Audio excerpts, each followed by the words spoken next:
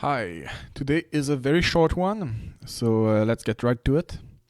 This is the eighth eye I paint in my eye series. It's the Night's Eye. It's one of the simpler ones. Basically, it's just the moon as the pupil and the night sky as the iris. So I started by making a fairly thick coat of black on the entirety of the iris. This served as a good base for the rest.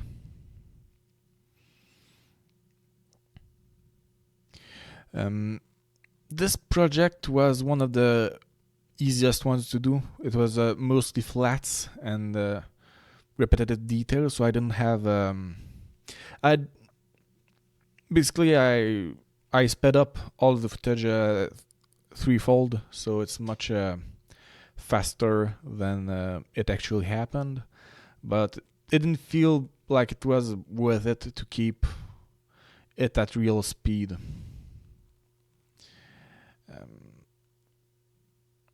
So once I was done with the first coat of black, I went and did the dark-ish gray for the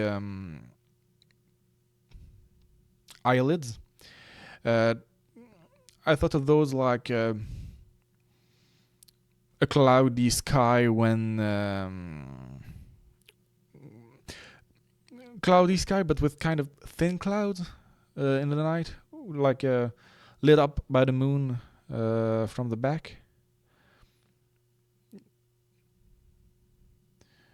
To do this gray, I just roughly mixed some white and some black without mixing them fully, so that they are not so it's not a smooth gray, so that it's a mixed color, an uneven color. That's the word I was looking for, uneven.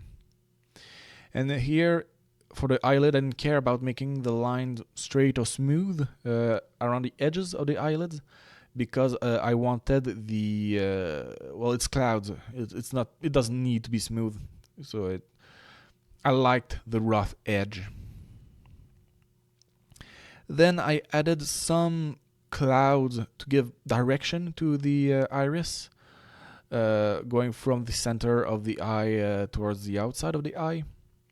I use the same gray that I used for the eyelids.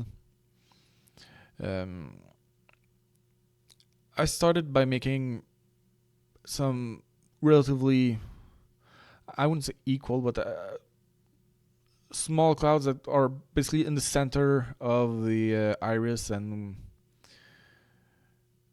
relative and spaced somewhat evenly apart. Then later, once I did my first round of clouds, I added some smaller clouds in between that were less center and more to the edge, to the outside edge. I don't know what kind of weird stuff has to happen for clouds to form like this in real life, if it's even possible. But here I didn't care much. Once again, like most of my paintings, I didn't care much about real life phenomenons and more about the feeling.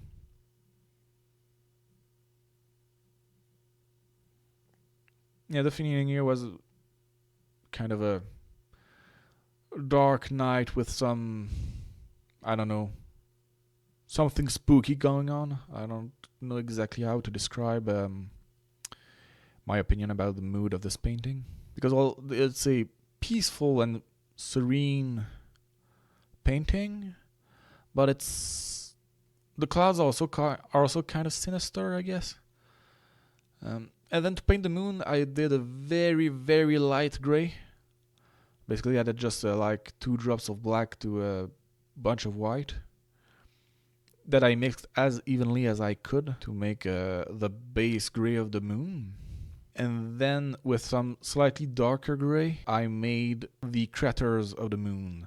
Here I was looking at a picture of the moon, and I tried to make roughly correct craters and patternings.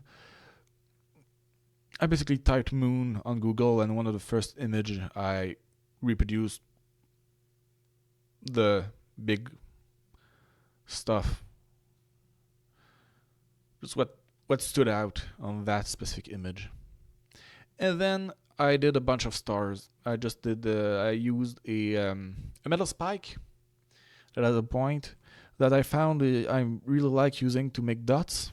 It makes pretty even dots, and it doesn't smush the dot as much as when I try to make them with a paintbrush, or even with the tip of a paintbrush. The tips of my paintbrush are more blunt than this spike, so the dots end up always bigger than I would like them to be. But with this spike that has a very fine point, I'm able to dip it into paint, and yes, each dip doesn't do many dots, but it's plenty for what I'm going for here. And here I just made dense little white dots. I didn't even think about trying to reproduce real stars. Like, that's not something I had patience for. And the feeling was conveyed enough.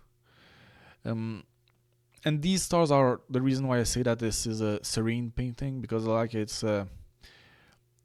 feels in the wide where there's not much light pollution, so you see the starry sky, a lot more stars than normal, and that's pretty much it. Thank you for watching. Feel free to come by whenever you want. Bye.